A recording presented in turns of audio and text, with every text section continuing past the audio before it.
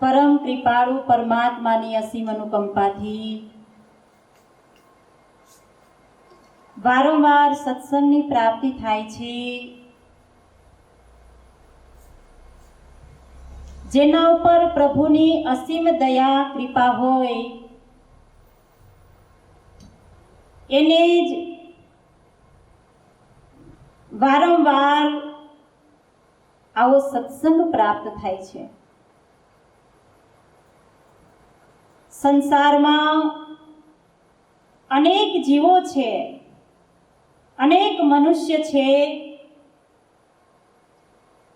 આ સંસારનું પરિભ્રમણ તો કરી રહ્યા છે, સંસારનું દર્શન કરી રહ્યા છે, પરંતુ દુર્ભાગ્યની વાત એ છે જે ઈશ્વરનું ગુણગાન કરી શકતા નથી। એટલે તો ભગવાન શિવ માતા પાર્વતીજીને ઉમાને કહે છે, ઉમા કહાવો તે લો ગયા ભાગી હરિ તજી હોય વિષયાનો રાગી। ઉમા કહાવો તે લો ગયા ભાગી હરિ તજી હોય વિષયાનો રાગી હરિ તજી હોય વિષયાનો રાગી। ભગવાન શિવ માં ઉમાને કહે છે કે ઉમા તે લોગ અભાગી હરિ તજી હોય વિષય અનુરાગી। ખરેખર જે પરમાત્માને છોડીને, જ્ઞાન ભક્તિને છોડીને વિષયોનું સેવન કરે છે એના જેવો કોઈ સંસારમાં અભાગી જીવ નથી। જો જીવ સંત મહાપુરુષને કે શાસ્ત્રની જો વાતને ગ્રહણ કરે તો પોતાના જીવનના ઉદ્દેશ્યને સમજી જાય છે, કેમ કે જીવન અણમોલ છે, જીવન કિંમતી છે અને સંસારમાં જીવ ત્યાં સુધી રહી શકે છે જ્યાં સુધી એમના શ્વાસ લખેલા છે। શ્વાસ પૂરા થઈ જાય સંસારથી જવું પડે છે। એટલે કોઈ શાયર કહે છે कि रात कभी सुबह का इंतजार नहीं करती, मौसम खुशबू का इंतजार नहीं करती, जीवन में जो भी मिला है उसका आनंद लिया करो, क्योंकि जिंदगी कभी वक्त का इंतजार नहीं करती। રાત વીતી જાય એટલે સવાર પડે, સવાર પૂરું થાય, સાંજ પડે અને ફરી પાછી રાત્રિ। આ કાળચક્ર ચાલ્યા કરે છે, સમયનું ચક્ર ચાલે છે। ફૂલ ખીલે છે કરમાય છે, ખીલે છે કરમાય છે, એવી રીતે આ સૃષ્ટિનું ચક્ર ચાલે છે અને એ ચક્રની અંદર આપણું જીવન ચક્ર ચાલી રહ્યું છે। ક્યારે સમાપ્ત થઈ જશે ખબર નથી।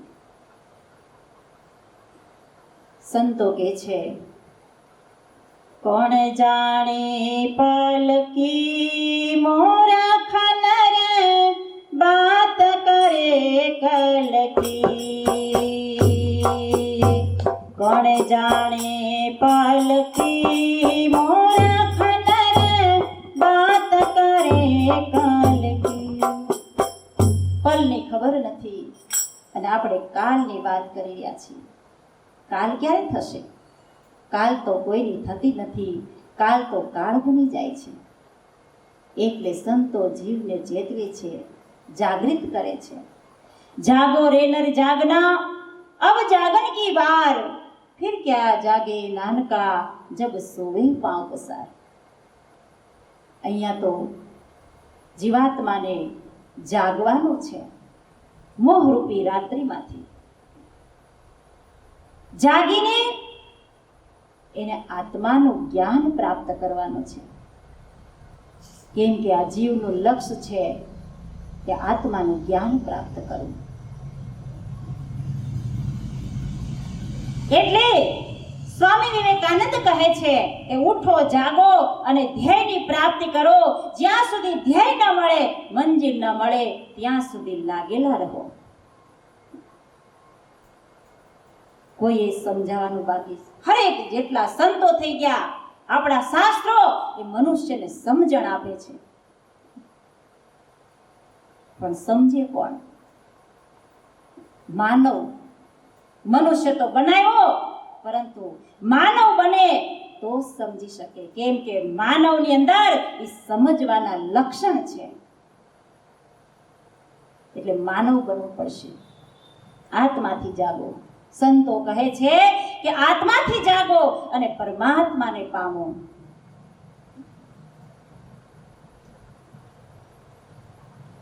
આજ જીવ શરીરથી તો જાગેલો છે, પણ આત્માથી સૂતેલો છે. કેમ? કેમ કે આ જીવને અનેક પ્રકારનો નશો લાગેલો છે. જેમ આપ લોકોને એક વાત બતાવું કે બે મિત્રો હતા, બંને બહુ દૂર રહેતા હતા. એક દિવસ એક મિત્રને થાય છે કે ઘણા સમયથી મને મારો મિત્ર મળ્યો નથી, તો મારે મળવા જવું છે. પહેલાના જમાનાની અંદર મુસાફરી કરવા માટે રેલ, જહાજ આ બધું નહોતું. તો કોઈ ઘોડા ઉપર સવારી કરીને, કોઈ પગપાળા ચાલીને એ પ્રવાસ કરતા હતા. તો એ ભાઈ પાસે ઘોડો હતો. ઘોડા ઉપર સવાર થઈને એ મિત્રને મળવા માટે નીકળે છે. સવાર પડી, સવારથી સાંજ પડી જાય છે, ત્યારે એના મિત્રનું ઘર આવે છે. ઘરે પહોંચ્યો છે તો બહુ થાકી જાય છે. પ્રવાસનો થાક લાગેલો છે. હવે સાંજ પડી ગઈ. એનો જે મિત્ર હતો ને, એને નશાની આદત હતી, નશો કરવાની. હંમેશા એ દારૂનો, ગાંજાનો નશો કરતો હતો. જ્યારે મિત્ર એના ઘરે ગયો તો નશાની હાલતમાં હતો. મિત્રને આવેલો જોયો તો એને રૂમમાં બેસાડે છે અને ઘોડાને એ પાણી પીવડાવે છે. ઘોડાની સારવાર કરવા લાગ્યો અને મિત્રનો દરવાજો એ બહારથી બંધ કરી દે છે. નશામાં ભૂલી જાય છે કે હું શું કરી રહ્યો છું. નશો ચડેલો હતો. સવાર પડી તો ઘોડા પાસે જાય છે, ચણા ખવડાવે છે, ઘાસ ખવડાવે છે, પાણી પીવડાવે છે, બહુ ધ્યાન રાખે છે. પણ મિત્ર યાદ આવતો નથી. મિત્ર તો રૂમમાં પડેલો છે. હવે બહેનો એવું ત્યાં એક સંત મહાત્મા હંમેશા પસાર થતા હતા અને એને એ મહાત્માજીએ પેલા ભાઈને ઘોડાની સેવા કરતો જોયો ને ઘોડા પાસે જોયો તો મહાત્માજી ભાઈ પાસે આવે કરે, ભાઈ શું તે ઘોડો ખરીદ્યો? તો કે નહીં. કે તારી પાસે ઘોડો હતો ને તો આવ્યો ક્યાંથી? તે ખરીદ્યો નથી તો આવ્યો ક્યાંથી? તો કે આ તો મારા મિત્રનો છે, મને મારો મિત્ર મળવા આવ્યો છે અને આ ઘોડો એનો છે. મહાત્માજી કહે છે કે ઘોડો છે, હું તો 2 દિવસથી જોઉં છું, તો ઘોડાની પાછળ સેવામાં લાગેલો છે, પણ તારો મિત્ર દેખાતો નથી, ક્યાં છે? ત્યારે પેલાને યાદ આવ્યું કે અરે એને તો મેં ઘરમાં બંધ કરેલો હતો, દરવાજો તો ખોલ્યો નહીં. મહાત્માજી ફટ જઈને દરવાજો ખોલે છે. જ્યાં દરવાજો ખોલ્યો તો પેલો ભાઈ તો મૂર્છિત છે. 2 દિવસથી ખાવાનું પાણી કંઈ મળ્યું નથી, મૂર્છામાં. એના ઉપર પાણી છાંટ્યું, એને પાણી પીવડાવ્યું, એને ભોજન કરાવ્યું. તો મહાત્માજી એ ભાઈને ખીજાય છે, ક્રોધ કરે છે કે અરે મૂર્ખ, આને હે ને મિત્ર આવ્યો તો મિત્રની સેવાને બદલે તું ઘોડાની સેવામાં લાગેલો છે. એટલું તો વ્યક્તિએ ને જ્ઞાન હોવું જોઈએ કે મારે મારા મિત્રની સેવા હે ને એને અવગત કરવાની છે, એને છોડીને તું ઘોડાની સેવામાં લાગી ગયો. ભાવાર્થ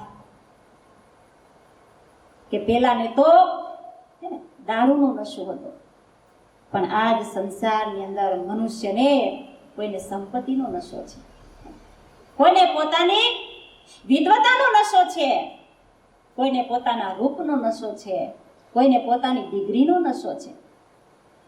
અને આ નશો એવો ચડેલો છે કે જીવ જેમ પેલાને બહારનો નશો હતો એટલે પોતાના મિત્રને ભૂલીને ઘોડાની સેવામાં લાગેલો હતો, ઠીક સંસારની અંદર આજ મનુષ્યને આ બાહરિક ભૌતિક વસ્તુનો નશો ચડેલો છે, એટલે એ આત્મા રૂપી મિત્રને ભૂલીને એ શરીર રૂપી ઘોડાની સેવામાં લાગેલો છે. શરીરની રખવાળી કરી ગયો છે, પણ આત્માને ભૂલી ગયો છે, આત્મા માટે પૂછતો નથી.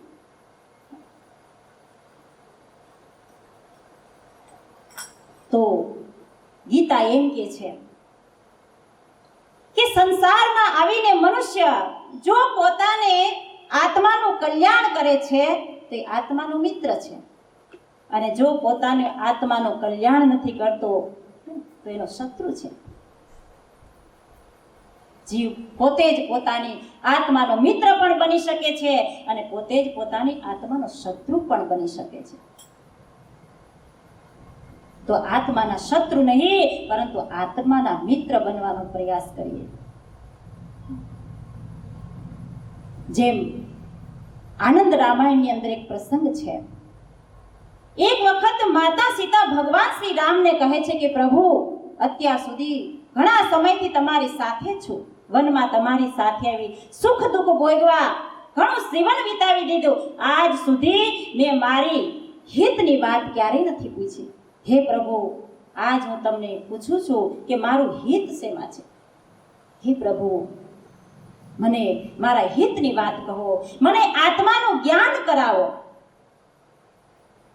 ભગવાન બહુ ખુશ થઈ જાય છે અને કહે છે કે જાનકી, સતચિત આનંદ રૂપી સાગરમાં એક ઈચ્છા રૂપી લહેર જાગી અને એને આત્મા કીધો છે, અને આત્માનું લક્ષ્ય છે, નદીનું લક્ષ્ય સાગરને મળવાનું છે.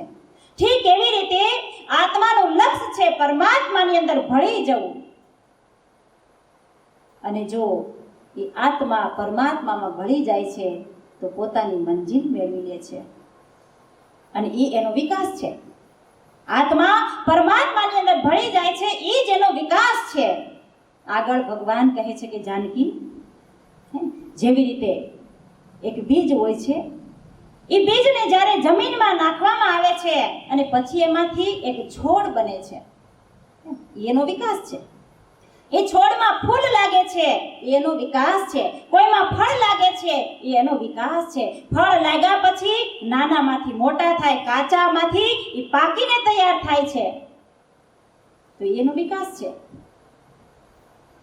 મનુષ્ય શરીર આ સંસારમાં ધારણ કરીને આવ્યા હતું ત્યારે બાળ સ્વરૂપમાં હતું, હે ને, નાનું એવું બાળક રૂપ જેને કહીએ છીએ આપણે. ધીરે ધીરે ધીરે વર્ષો વીતતા જાય છે, આનો વિકાસ થતો જાય છે. તો ભગવાન એમ કહે છે કે જ્યારે આત્મા પરમાત્માની અંદર વિલીન થઈ જાય છે ત્યારે આત્માનો વિકાસ થાય છે, અને એના માટે 4 અવસ્થા બતાવી છે. જેમ અમે 4 ભાઈઓ છીએ, 4 ભાઈઓ, એમ 4 અવસ્થા છે. જાગૃત, સ્વપ્ન, સુષુપ્ત અને તુર્યા અવસ્થા, આ 4 અવસ્થા છે. જાગૃત અવસ્થા એને કહેવાય છે કે જેમાં આપણે આ સંસારનું, હે ને, આ સંસાર જગતને જોઈ રહ્યા છીએ, સંસારને દ્રષ્ટિગોચર કરી રહ્યા છીએ, આપણે બોલીએ છીએ, ભોજન કરીએ છીએ, એકબીજાને મળીએ છીએ, હે ને, આ જાગૃત અવસ્થા છે. સુષુપ્ત અવસ્થા એને કહેવાય છે કે જ્યારે વ્યક્તિ ઘોર નિંદ્રાની અંદર સૂઈ જાય છે, એ સુષુપ્ત અવસ્થા છે. એને દેહનું પણ ભાન રહેતું નથી, એ સમય કાળ એને કાંઈ એનો ખ્યાલ રહેતો નથી, એ સુષુપ્ત અવસ્થા. સ્વપ્ન અવસ્થા, સ્વપ્ન અવસ્થા એને કહેવાય છે કે સ્વપ્નની અંદર મન જાગે છે. સ્વપ્નમાં ઇન્દ્રિયો સૂઈ જાય છે પરંતુ મન જાગે છે. હે ને? કહેવાય છે કે સ્વપ્ન ક્યારે આવે? આપણી અંદર પ્રાણ અને અપાનની ક્રિયા ચાલે છે. જ્યારે પ્રાણ અને અપાનની જે ક્રિયા છે એ અડધી થઈ જાય ત્યારે મનુષ્યને સ્વપ્ન આવે છે. અને રાજા રંક બની જાય, ગરીબ અમીર બની જાય છે. હે ને? આ સ્વપ્ન જે બંધ આંખોની, હે ને? સંસાર છે, સંસારને સ્વપ્ન કીધું છે. આ જાગતી આંખોનું, હે ને? ખુલ્લી આંખનું સ્વપ્ન છે. આપણે બધું જોઈ રહ્યા છીએ એ સ્વપ્ન છે. શું કામ? કેમ કે સ્વપ્ન કદાપી સાચું હોતું નથી. હે ને? એ વિલીન થઈ જાય છે. અને એક બંધ આંખનું સ્વપ્ન છે. બંધ આંખનું જ્યારે વ્યક્તિ સૂતેલો હોય છે ત્યારે આવે છે. એ આંખ ખુલે એટલે એનો નાશ થઈ જાય છે અને આ આંખ બંધ થઈ જાય. સંસારરૂપી સ્વપ્નમાં જીવ રમતો રહે છે પણ સદાને માટે આંખ બંધ થઈ જાય છે ત્યારે આ સ્વપ્ન ખલાસ થઈ જાય છે. હે ને? સ્વપ્ન મટી જાય છે. તો એક સ્વપ્ન અવસ્થા અને ચોથી અવસ્થા તુર્યા અવસ્થા છે. ભગવાન શ્રી રામ કહે છે કે હે જાનકી, આ તુર્યા અવસ્થા એ મારું રૂપ છે. અને એટલે તો આત્માને રામ કીધો છે. આત્મરામ. આપણે શું કહીએ છીએ? આત્મરામ. 4 राम है जगत में, 3 राम व्यवहार, एक तत्व सार है, 3 पर करो विचार.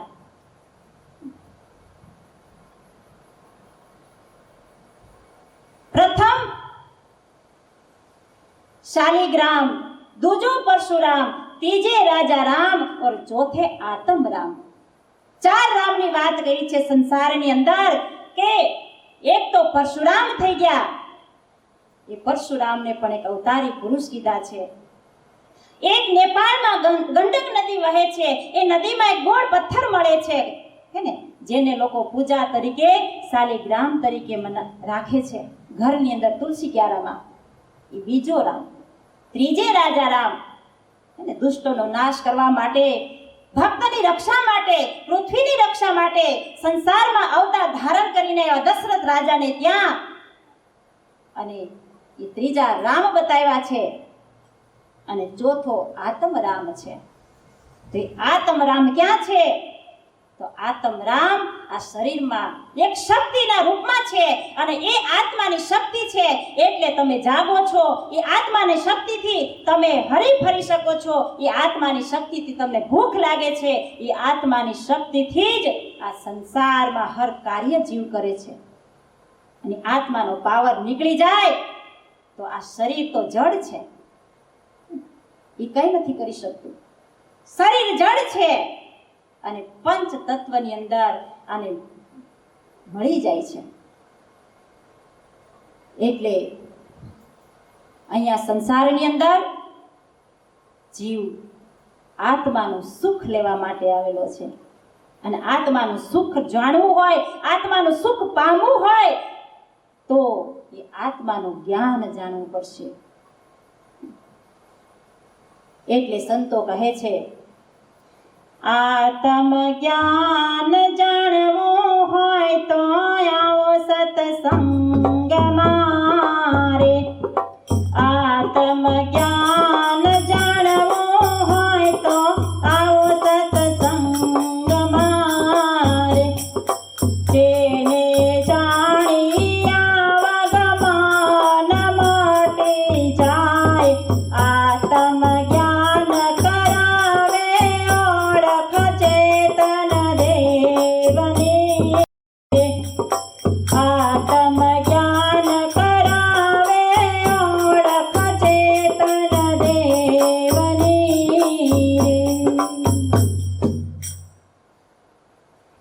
સંતો કહે છે આત્માને જ્ઞાનને જાણવું હોય તો સત્સંગનો સહારો લ્યો.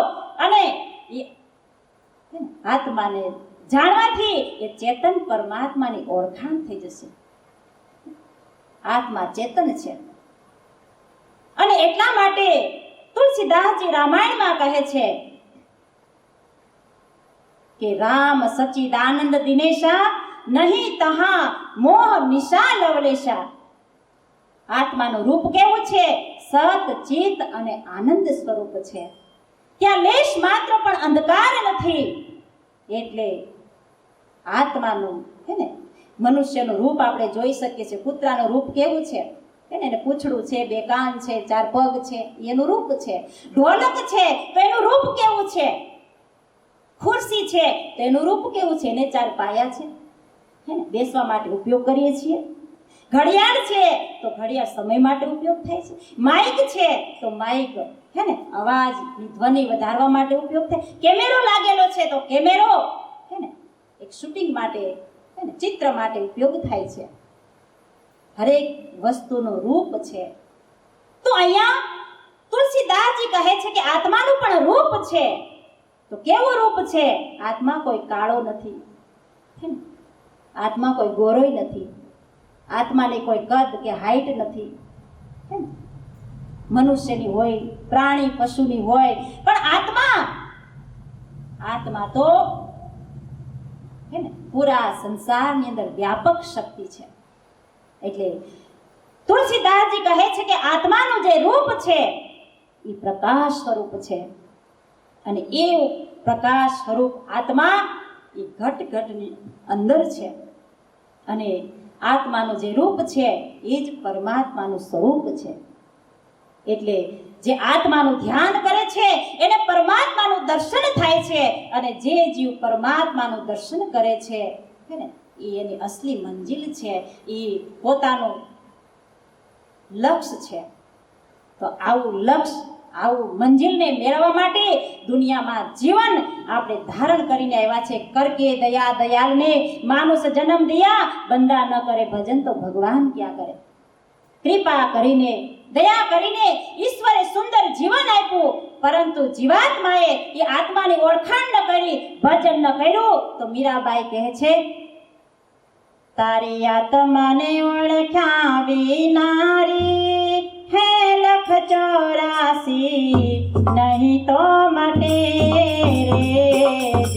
તારી ભ્રમણાને ભાગ્યા વિના રે હે ભવના ફેરા નહીં તો મટે રે. મીરાબાઈ પણ આપણને એક સંદેશ આપે છે ભજન દ્વારા કે જ્યાં સુધી જીવ પોતાની આત્માને ઓળખતો નથી ક્યારેય એ 184ના બંધનમાંથી મુક્ત થઈ શકતો નથી. તો 184ના બંધનમાંથી મુક્ત થવું હોય તો આત્માનું જ્ઞાન સદગુરુ પાસેથી મેળવવું પડશે. કેમ કે સંતો એમ કહે છે, નાના શાસ્ત્ર પઠેન લોકે નાના દેવત પૂજનમ, આત્મજ્ઞાન વિના પાર્થ સર્વ કર્મ નિર્થકમ. નાના પ્રકારથી દેવી દેવતાને પૂજન કરવામાં આવે, નાના પ્રકારથી શાસ્ત્રનું પઠન પાઠન કરવામાં આવે, પરંતુ જ્યાં સુધી આત્મજ્ઞાન પ્રાપ્ત ન થાય ત્યાં સુધી બધા જ કર્મ નિર્થક થઈ જાય છે. એટલે આત્માને જાણી લેવાથી જ આ જીવન સાર્થક છે અને એમાં જ આપણો જીવનનું કલ્યાણ છે, આપણી મંજિલ છે.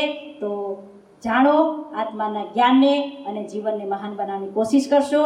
વધારે વિશેષ ન કહેતા મારા વિચારો વિશ્રામ આપીશ.